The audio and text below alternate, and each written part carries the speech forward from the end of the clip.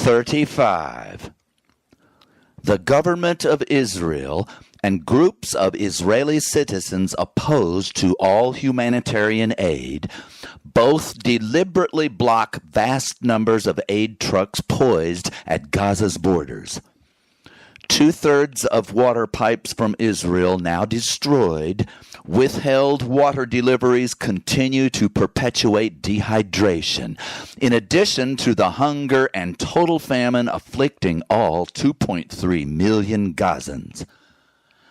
My report to you detailing total civilian ongoing war attack of always occupied Palestine stresses our future choice.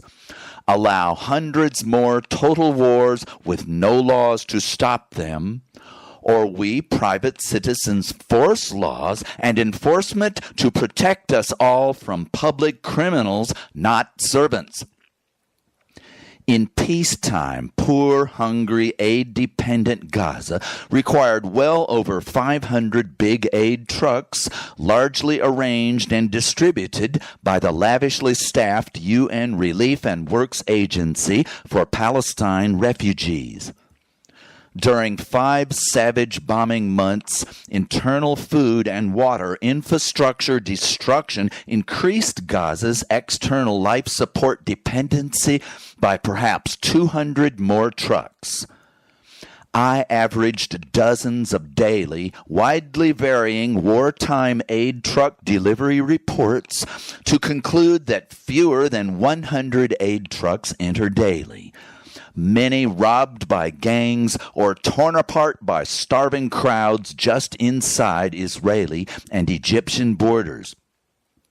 If your family was barely feeding your lean body structures on 1,800 daily calories, then you were all slashed to 400 calories for 5 months, you'd be alive, but very emaciated and starving. In Gaza today, adults divide up single cans of beans, and children tear grass out of sidewalk cracks and gnaw on it. Small amounts of filthy, contaminated water boom disease, but keep people alive. Barely. Hundreds of nations, the UN, and many relief agencies direct thousands of trucks towards dozens of North Gaza border crossings. Israel opens 100% to invading soldiers, but keeps 100% closed to any aid while all North Gaza deepens in top level 5 famine catastrophe. A single South Gaza, Egypt entry allows 150 trucks in one day and a dozen the next 2 days. Massive bombing of markets, apartment buildings, and hospitals continues because they hide Hamas among civilians, making Hamas responsible for the necessary slaughter of their human shields, explains Israel. Numerous world laws, some actually signed by Israel, make active military 100% responsible for never endangering, much less slaughtering civilians anywhere near military targets. Associated world law and many national laws, for example American, require 100% prompt restoration of civilian good life support by any nation whose military or proxy military compromises or worse, non-combatant conditions. Savaged, ignored, violated, broken, spit upon non-law. Correct? Zero enforcement structure. Massive motivation to break with impunity. How many war conduct lawbreakers suffer any punishment or simple coercion to just stop the offenses? At least 1 or 2 of every 10 million, history records. I'm a fairly nice guy, but if I were a soldier or a president, toothless, nice military rules would not be my high priority.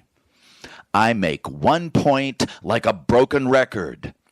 corrupt, uncivilized leaders, never held to account by us private family-only rule makers and caretakers, only continue to the end world murder for profit. So while I'm too busy scribbling and blabbing, you sue in every world court to open 40 Gaza border crossings to 20 aid trucks apiece, each inspected and let in within 2 hours. Demand that the UN court hearing your appeal order UN forces to protect and distribute the aid. Because recently, the IDF has been regularly machine gunning, not protecting Gazans, scrounging for the only food and water they've seen all week. Seek a ruling that authorizes the vast majority of the UN General Assembly to vote for, and indeed send, nation by nation, lightly armed aid security guards.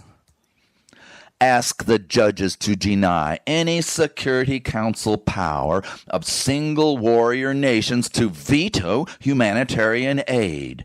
Surely not a UN Charter rule or loophole. Your next UN and other war conduct law and court lawsuits must press enforcement, not just empty war crime accusations against leaders sending soldiers to murder civilians.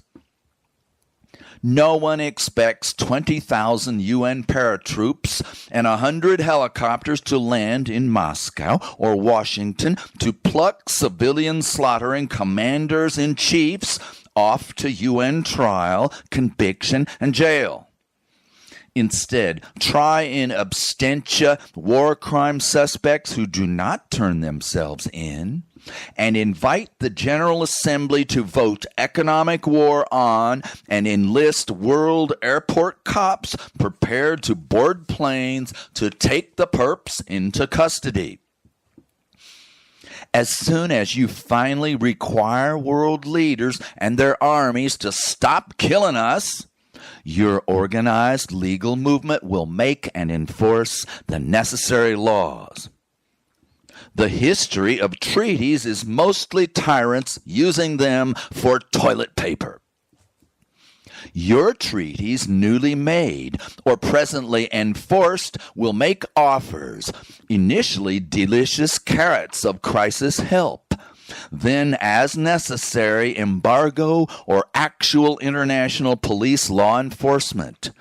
Offers that savage harm and murder committing or just tempted cannot refuse.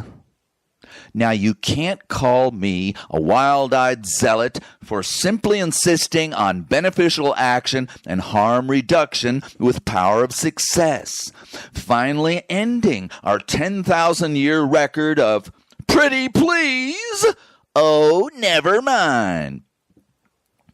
War crime prosecution is wasted on privates and generals, both following orders from senators, congressmen, and commanders-in-chiefs, delivering and ordering civilian starve and kill power by direct or proxy weapons against every national world and human law.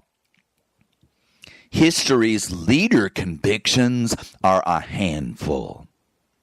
Several rich nations have stopped funding the 13,500 staff-strong UN relief agency, fully achieving most Gaza aid, punishing 2.3 million Palestinians for its 12 who probably attacked Jewish civilians. Sue for a General Assembly vote to 150-nation fund and protect Gaza aid. If the UN only exists to blast all innocent slaughtering wars that single Security Council perpetrators may veto stopping or just civilizing, then you must fix it or F it and replace it. Is it not crystal clear that world leaders, fully motivated and opportunized to rob us and kill us, are not dudes we should yield and defer to? expecting them to suddenly help and save us. Oops, that's insanity, right? Now, public sanity, from biology to ethical, danger-averting, uncommon sense, is life-saving by lawmaking. Our horrific neglect and failure since government invented and uncontrolled money perpetuated war. Nukes and drought. Little time left and not another minute for crazy. Rise up. Only you can save the world and your family.